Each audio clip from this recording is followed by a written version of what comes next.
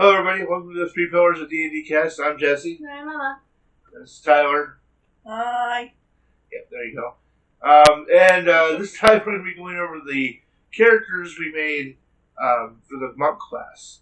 So, last time, if you caught it, we went over all the aspects of the monk, and while a majority of them were combat related, we did, point out the different aspects that we thought were exploration and social interaction. Monk. Yeah, and Emma did that. Stuff like that. What? So, either way, here we go.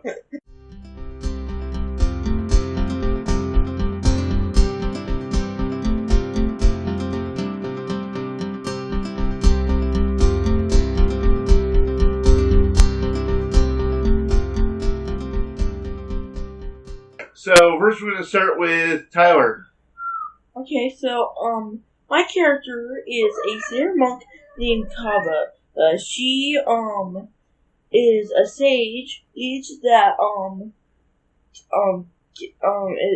that attempts to gain knowledge by,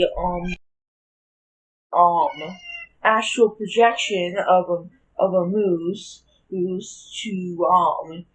beat up enemies and then try to, if they have books, she'll take the books. If they have something that she needs to know, she'll get it out of them. Okay. That's the whole point. So, what kind of monk is she? Astral Self. Okay, so what are the abilities of the way of the Astral Self? Specific Astral Self abilities, you have, arms of the Astral Self, where, you can spend 1 key point, as a bonus action, you can spend 1 key point to summon the arms of the Astral Self. When you do so, each creature your choice that you see within 10 feet, you must succeed dexterity saving throw or take 4 damage equal to 2 rolls in martial arts die. And then for 10 minutes, the spectral arms cover near your shoulders or surround your arms, your choice, and you determine the arm's appearance, and you vanish early if you're incapacitated or die. And then while the arms are present, you gain the following benefits. You can use your wisdom modifier, place a strength modifier, making strength checks and strength saving throws. You can use the spectral arms to make unarmed strikes. When you make an unarmed strike with the arms on your turn, your reach rate is 5 feet greater than normal. The unarmed strikes you make with the arms can use your wisdom modifier in place of strength or dexterity modifier for attack or damage rolls, and their damage check is force. Okay, so you basically make big crazy arms, and you can make them whatever you want them to look like, basically. Yeah. And they're just extensions of your arms, and they're coming at your shoulders, right? Yeah. Okay. And they have 5 extra reach, which is really good, actually. So is it only extension of arm and shoulders, or it can be like anywhere? Can it be like your head, or no? It should be somewhere relatively close to your arms, I believe. Okay. I mean, it doesn't really affect where they are. Just flavor things up as you want them. Remember, that's the whole point of D&D. And then our second ability, Visage of the Astral Self, is at 6th level. You can summon the Visage of your Astral Self, and as a bonus action, or as part of the bonus action you take to activate the arms, you can spend 1 key point to summon the Visage for 10 minutes, and then advantage early if you're incapacitated or die. And it covers your face, it's like a helmet or a mask, and you can determine its appearance. And while the spectral Visage is present, you gain the following benefits. You can see normally in darkness, both magical and non-magical, to a distance of 120 feet. You have advantage on wisdom, or you have advantage on insight and intimidation checks. And when you speak, you can direct your words to a creature of your choice that you can see within 60 feet of you, making it so only that creature can hear you. Alternatively, you can amplify your voice that all creatures within 600 feet of you can hear you. You put like a helmet on? Yeah, it's like kind of like the spectral arms, except head. Okay, so it's just a head area kind of spectral form. Yeah. Okay. And then, it's the Astral Self. Is when you have both your astral arms and massage summons, you can cause your body, your astral self, to appear. And it's no action required. You just need the other cue at the same time in order to use this one. And inspect your body covers your physical form with a suit of armor, connecting it with the arms and massage determines appearance. While the inspect your body is present, you gain the following benefits.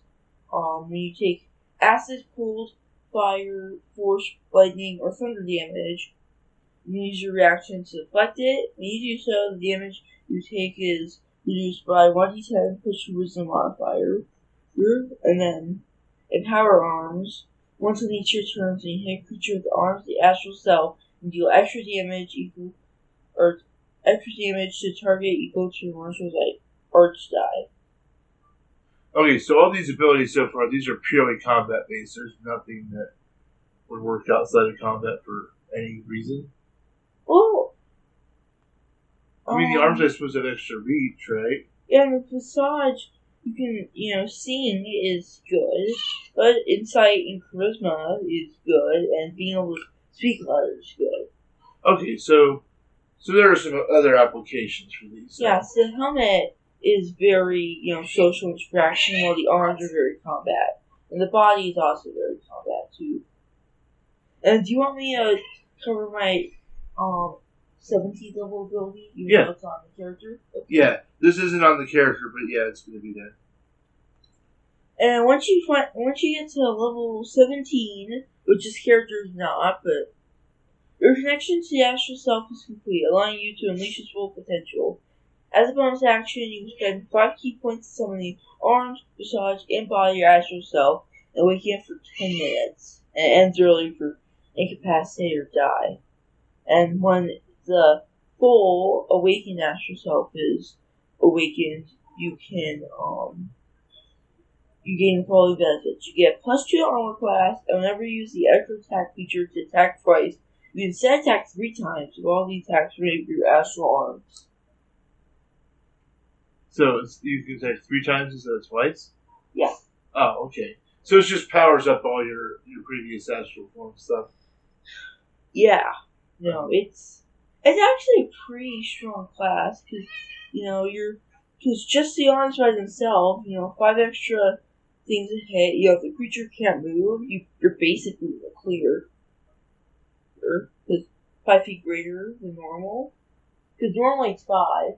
Yeah. And now it's 10, so let's say you have a pole arm, and if they're incapacitated, they can't get to you. Which is great. And it allows you to do more damage. You have wisdom modifier. There's the body, the Astral Self, adds an extra martial arts die to it, to the damage. Well, okay, there you go. So the abilities that, almost all the monk abilities are combat, but the ones that are really important to this character is... what's this character's name again? Kava. Kava? Yeah. Kava. Kava. Avocado? No! I don't know if that was on camera. Alright, so the character's name is Kava then. Kava. Yeah, so the abilities that are important to Kava are,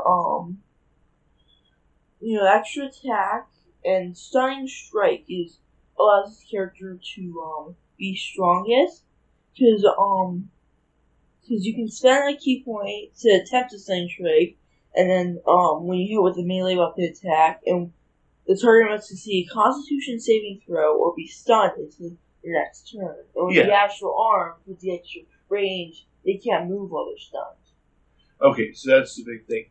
Yeah, we talked about stunning strike last time, but yeah, so being able to stun people from 10 feet away is pretty powerful, actually, combat ability.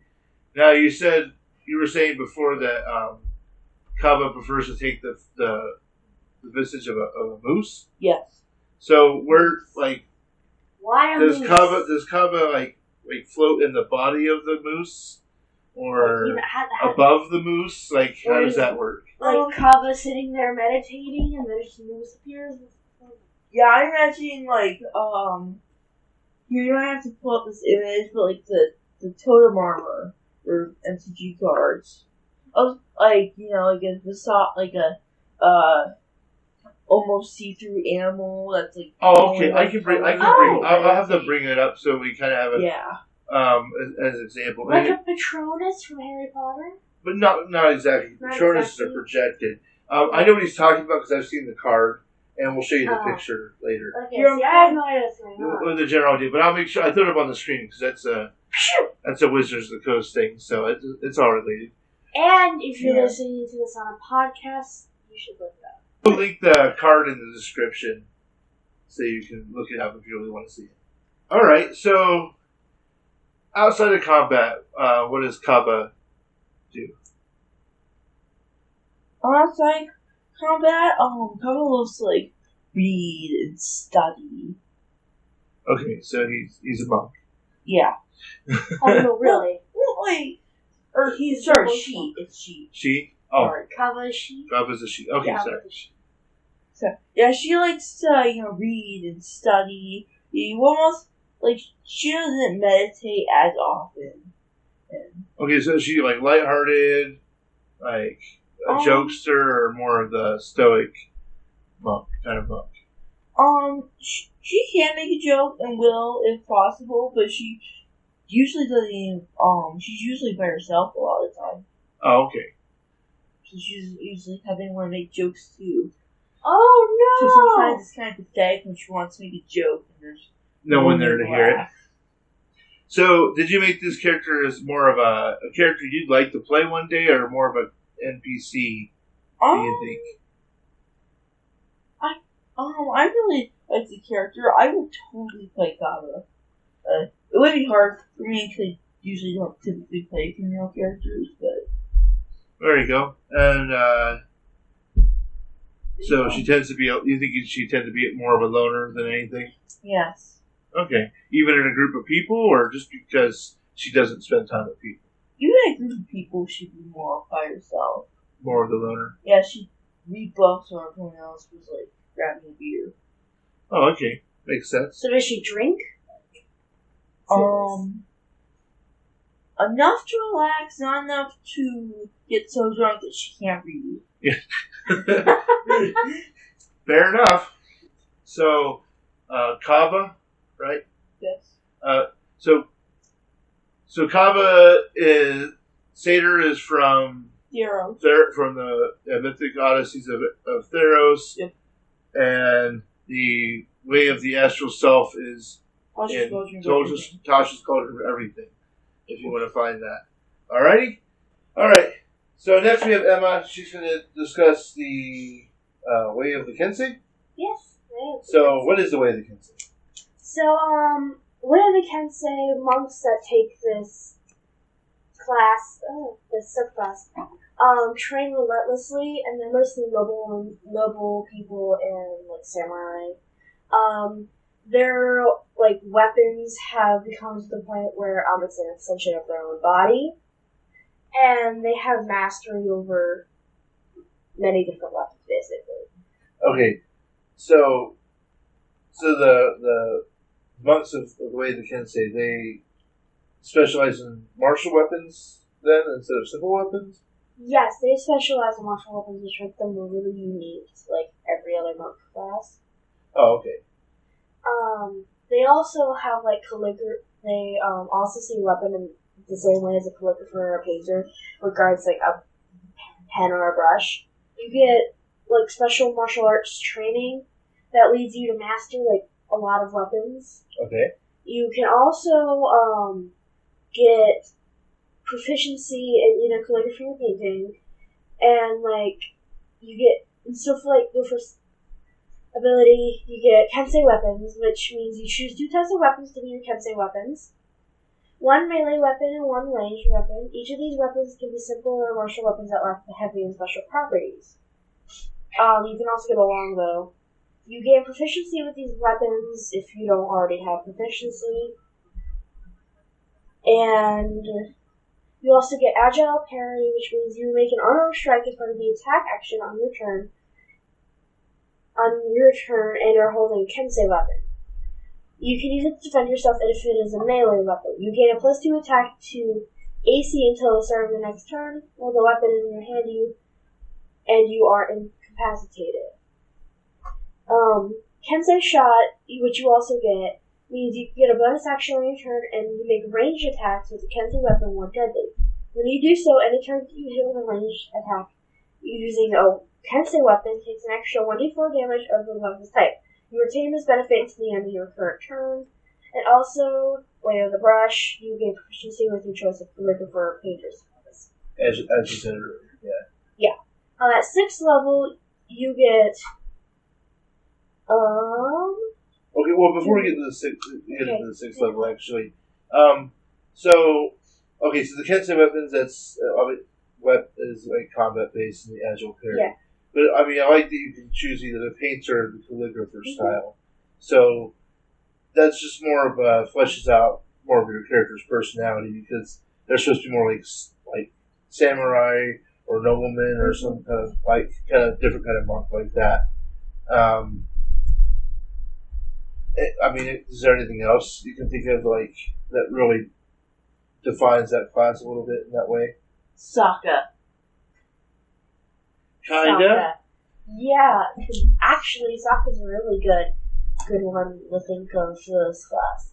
Especially because in the show he canonly learns calligraphy and painting. Yeah, he's got his map making skills. Though I don't really know if that applies. But he studies. He's studious. But yeah, no. Actually, I never thought about Sokka being a way of the Kensei, but actually he kind of is. He so totally is. Long sword. Mind blown. All right. And he's in a long sword. Star Sword, there and you go. also a boomerang, which is a ranged weapon. Yeah, which you could take as your ranged weapon if you wanted to. That'd be a really fun character. Yeah. Speaking of boomerang, that actually comes up on mine. But either way, so 6th level then. At 6th levels, you extend your key into the Kensei weapons, and you get magic Kensei weapons, and which means you attack with your Kensei weapons counting as magical for the purpose of overcoming resistance and immunity to non-magical attacks and damage. Oh, that's cool. Remember, the monk gets that ability. I can't remember what level they get. I think it is 6th level. Yeah, they get magical fists. They get magical fists, so that not only do their fists, it's their weapons as well. Yeah. All right, cool. And you also get... You get another Kensei weapon? No, you get Death Strike. Sorry, it's confusing me. When you hit a target with a Kensei weapon, you can spend 1 key point to cause the weapon to deal extra damage to the target equal to your martial arts die. Nice. You can also use this feature only once on each of your turns. And, yeah, you do get another Kensei weapon. Yeah, every single... Every time, yeah. Yeah. Every time you get another one. At 11th level, you gain the ability to augment your weapons further with your key. As a bonus action, you can spend up to 3 key points to grant 1 Kensei weapon you touch a bonus to attack and damage rolls when you attack with it. The bonus equals to the number of key points you spend. This bonus lasts for 1 minute or until you use this feature again. It has no effect on match book Aria's bonus attacks. Oh, wait, that's a bonus to the attack or the damage? Damage. Oh, okay. To attack. Touch, attack, to damage. Yeah. It's just damage, not the attack roll? Yeah. Okay. So when you reach a level for the bonus class, you can choose another type of weapon, either melee or ranged. Yay. Yeah. At 17th level, yay, last one. Your mastery of weapons grants you extraordinary accuracy. If you miss an attack roll using a monk weapon on your turn, you can re-roll it. You can use this feature only once on each of your turns, and you get your last Kensei weapon. No. 17. Well, there you go. All right. Well, that seems like a good place to take a break, so we'll take a break. Bye.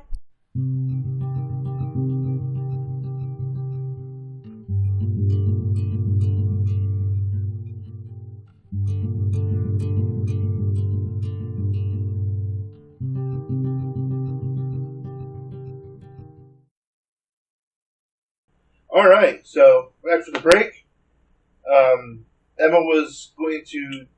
Her character was going to be based on the social interaction aspect. Yes. So we already discussed a little bit about the way the Kensei, their painting and calligraphy, maybe a little has some social interaction. The fact that they're kind of history noblemen, so you kind of play them in more of a leadership kind of role.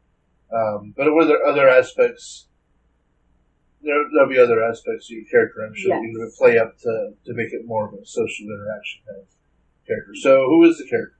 My character's name is Kimberly. Okay. Obviously female. That's all I make nowadays. Wow. So she is Arakaka monk. So, bird person. Alright. Way of the Kensei, obviously. Yes, way of the Kensei. She is lawful neutral.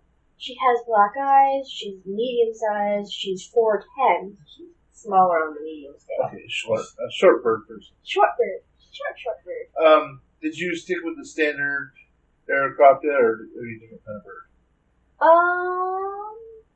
A different type of bird, I think. What bird? It's a dove. I thought doves are nice. There you go. I like the look of doves. There you go. Doves and swans are my favorite. You have giant eagle. No. Weird. All right, so dove's style Arakaka. All right. Yes. Because it says I have to have hair, so I said feathers. Well, there you go. She doesn't have any other hair but feathers. Obviously. So she has tan feathers. She's 10 in human years. But Arakaka's, with their lore and stuff, they grow mature at 3, so she's old. Oh, okay. And they live to be about 30 there you or go. something like that. And she's 102 pounds. She is noble, playing that noble person. Oh, so her background is Yeah, her background is noble. And she has a bunch of personality traits. She doesn't pay attention to the risks. I'm mentioning these, I don't think Tyler mentioned these. I'm mentioning these because these are important to roleplay. Yeah. These are very important. She doesn't pay attention to the risks of situations, never tell her the odds. Despite her noble birth, she does not place herself above other folk. She thinks they all have the same blood, which is good. Well, there you go. She has respect for her ideals. Respect is due to me because of my position, but all people regardless of station deserve to be treated with dignity, so that's good. Bonds, the common folk will assume is the hero of the people. She's literally the hero of the people. And flaws, I find civilian life difficult and struggles with right in social situations. She mostly wears fancy noble outfits like dresses. All right. Well, did you like take that. any particular skills or feats to emphasize your Yes. social interactions? And what level did you make her? She's level 8. Level 8. She would have had 2 feats then, or abilities for improvements. I'm pretty sure she got abilities for improvements with feats. You didn't find any feats that you... No, that not would work. really. Okay. So she got 2 abilities for improvements. Tyler looking at me weird. There's a lot of combat stuff that she has, so she's good for combat. And I think exploration too. I made her Well, you all around can good. fly, so... Yeah, she can fly. That's a big aspect right there. So So, what's the background? What's the general idea behind this character?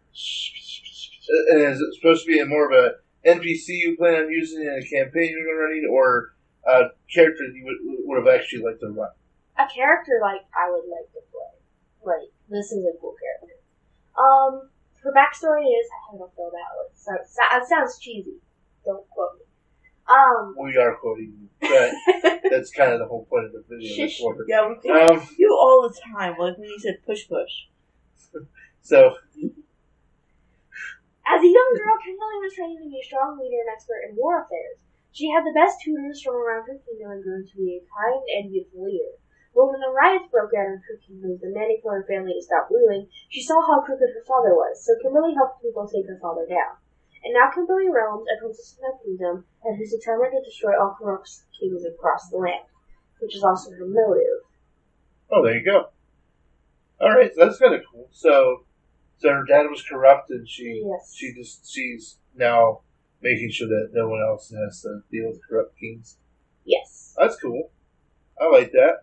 All right, anything else to note that you wanted to point out? Well, she has the calligrapher's supplies, so she does calligraphy. The calligraphy that you chose. Yeah, I chose calligraphy because painting is kind of what I thought. She has jeweler's tools, actually, so she knows how to make jewelry. Alright. And she has a dragoness chest. She knows Aerocroc, like her languages.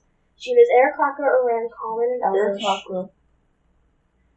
Her weapon, she has a short sword. She has a short sword and a whip. Okay, so those are your Kensei weapons? Yeah, her Kensei weapons are that. She also has a sickle, so as soon as she turns level 11, that'll probably be her next one. The sickles are fun. Well, she would have got one at the 6th level, so. No, sickles, why aren't you there? I just did it. She also has a darkened sickle. That's what I'm missing. Well, you can fix it. Yeah, so. I fixed it. Alright, cool. Yay! So that was the way of the Kensei here. Kimberly, right? Yep. Aerocrocket. Before we forget, the Aerocrocket is from the Elemental Evils Companion. Yeah. Okay, that's free PDF you can get online. Of course, if you have D&D Beyond, and I imagine any of the other online D&D creator services, they probably just for free on there. And then the way the Kensei was from Xanathar's Guide to Everything. Okay, what subclass do you use? So I went with the Way of the Cobalt Soul. This is Unearthed Arcana from Critical Role, so it might change in the future. I think the subclass could easily be applied to many different worlds. So they might end up changing the name of it one day if they decide the same thing, I'm sure. Yeah. But go Critical Role on this one. I really enjoy this one. So I'm going to give you my summed up version of it, removing the specific to the Critical Role parts. So, driven by the pursuit of knowledge and seeking the clarity of truth, they pledge to learn the arts of seeking enlightenment by understanding the world around them and mastering the techniques to defend it. They are the embodiment of the phrase, know your enemy. Through research, they prepare themselves against the ever-coming tides of evil. Through careful training, they have learned to puncture and manipulate the spiritual flow of an opponent's body. Though understanding the secrets of their foe, they can adapt and surmount them. Then, once the fight is done, they return to record their findings for future generations of monks to study them. Ooh. So, as Tyler likes to point out, I like to make this kind of character a lot. It's one of my favorite kinds of characters. It is his favorite. Yeah, so when I saw this, it was like, well, perfect for me. So, at level 3, the way the Cobalt Soul gets the extract aspects. When you use your flurry of blows on a foe, you mark them as analyzed. This allows you to use your reaction to use an unarmed strike at them if they miss you, and it allows you to know their vulnerabilities, resistances, and immunities.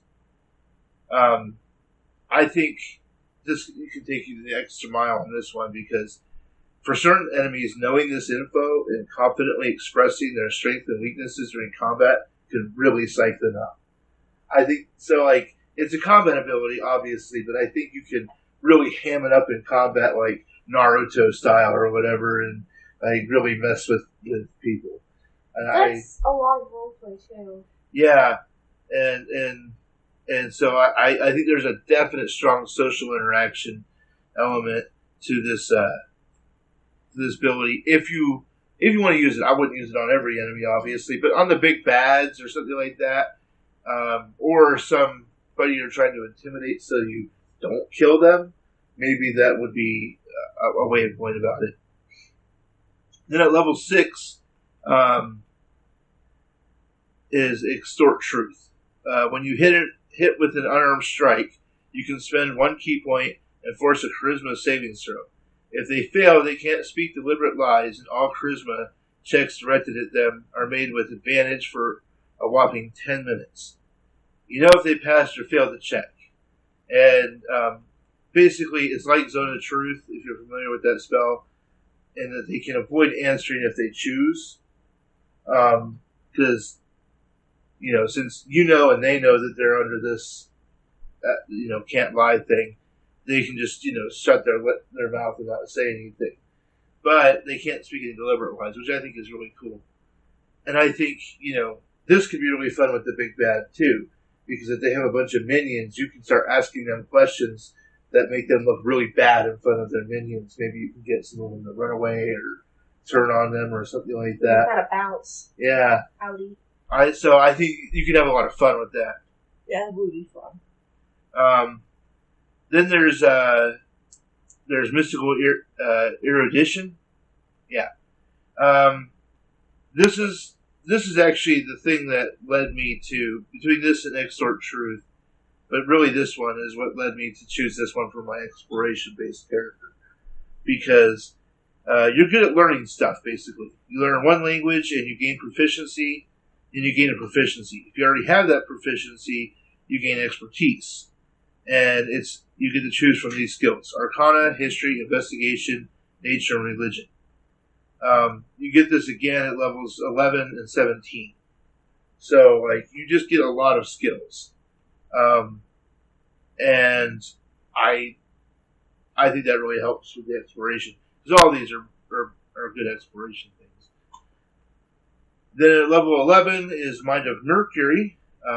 Once per turn, you can spend 1 key point to take another reaction. That's just good. Yeah, it's amazing. Yeah, so This is if you focused on, if you were making a combat version of this, you'd focus on things like the Sentinel feat or whatever to give yourself more attacks of opportunity and things like that, and you could really ham it up. A really good combat ability. And then level 17.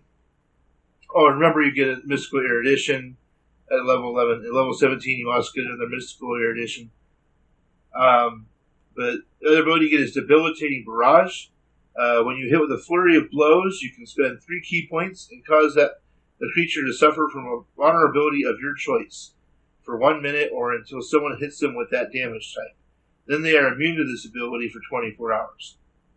Now, I think this is a cool way of letting you support your teammates. Say if you have a big spell, if they have a big spell they plan on using, like a big fireball or an ice spell or something, you can just make them weak to that type. And you can, this is a really, really strong subclass. Yeah, it's one of those ones that doesn't seem strong at first, but when you really dig into what you can do with it, yeah, it's just really good. My character I made was Nephinia Glenrin. She's a female furball monk, level 9. We all have females, huh? Yeah, and I mostly chose level 9 because in monk, at that level, your unarmored movement, you get the ability to run up walls and run across water, which I think is one of the most niftiest exploration abilities. So I wanted her to have that. And I mostly made this actually to use as mostly an NPC. While I would certainly have fun playing this character, I made her to be more of an NPC to, for your characters to either study under her or to get her assistance into the Feywild. And I'll kind of go into why. So the idea behind this character is that in her Furball village, they train one person in every generation to go out and explore the world. Because the Furbolgs don't really like to, get involved in other people's stuff, and they like to stay safe. But they also need to know what's going on around the world as well. So the idea is that in her village, they're trained, they go out into the world, they explore, and then they come back and bring the stories of what they experienced to the village. So everybody gets that benefit of having left, but they don't all have to put themselves in that risk. So I think it was a fun concept. I mean, do what you want with your world, but I just think that would be a fun way to make your footballs interesting, So, and the idea is that the reason why I think she'd make a good guide is because the concept is that she went out into the forest and was exploring and kind of ended up stumbling into the Feywild and was there for 6 years. So when it came to her mystical erudition and stuff like that, I chose that she did survival and twice, and so she got that expertise in survival and in nature and stuff like that, because she basically had to make deals with Archfey and things like that in order to survive, because the Feywild is a very dangerous place. So she learned a lot about the Fey and learned about the Feywild in general. And so if you need somebody to help guide the players into the Feywild or help them go around with it, she'd be good. Plus, she'd be good in combat, so it's not like she'll be a joke to have around with the characters. I hate that uses WCE. The fire does 100 damage. The rogue does 150. The FBC does 2. Yeah, he hit with a sword. It was fun. So. I didn't see that meme, but I'm pretty sure it's funny. Is it a meme? Oh, no, you just made it up. Oh my god. I did. Seriously? Yeah. Wait, that sounds like a meme. Wait, hold up, my brain. That's a meme? Did I just make up a meme? I think you did, sir. Oh, of course. Well, there you go. All right, so for feats, I had her take the Fey Touched, because she spent so much time in the Fey, and then I had her take the Skill Expert feat, so that she would have survival. Expertise and survival. Expertise and survival, basically. I doubled up on survival on that one because that was the one skill that she didn't quite have yet. So. Yes, you learned it very well. She learned in the Feywild. Yep, and I had her take Nature as her mystical irradiation ability at level 6. She didn't get another one yet because she wasn't level 11 to do that yet. So, there you go. I had her take Painter Supplies. Because you get, I think it's part of the monk, you get to choose a tool. And I had her take Painter Supply, so she does a lot of paintings of the Feywild and stuff like that. So that's how she helps accentuate her stories. Does she have proficiency in painter tools? Yeah, she's okay. Yeah, she has proficiency in painter tools. So she has these wonderful illustrations that, if your character has never been in the Feywild, they'll be like, these are the craziest things they've ever seen, and it's like, that's not real, but if you've been in the Feywild... How much is this girl's rate? Yeah, pretty much. So that was the idea behind that character, was basically to be a guide or a teacher for future furballs or whatever. So, cute. So, there you go. Like now, the furball is in the Volo's Guide to Monsters, and... if you're playing D&D without Volo's Guide, what are you doing? Well, yeah, you really should just buy that. And then, the way the Cobalt Soul is a critical role. I know it's on D&D Beyond. I don't actually know where else it is.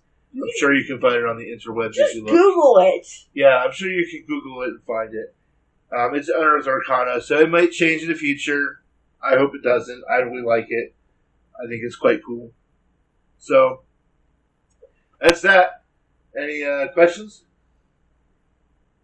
No? Well, you were all about exploration, right? Yeah, a little bit of exploration. Okay, I wanted to make sure. I don't think you told them that. So, exploration, combat, a little bit. What did you say that again?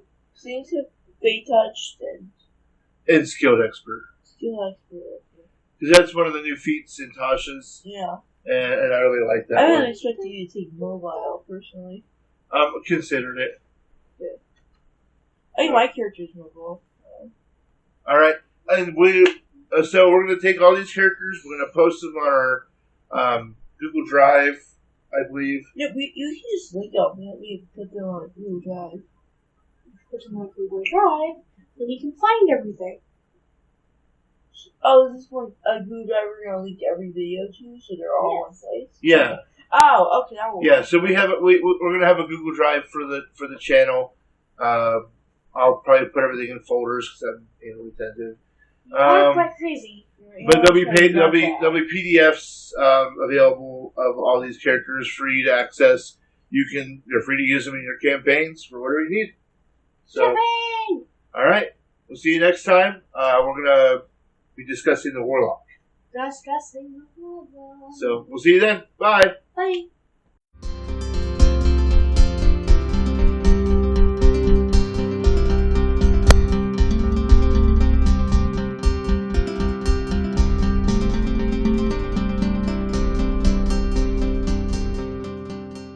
Confusion. Good luck fitting that in now, sucker. Okay. Screw you, Jesse. Yeah, you're a sucker, Jesse. You're a sucker duck. Loser. I hate you, Jesse. You're the worst. You're the devil.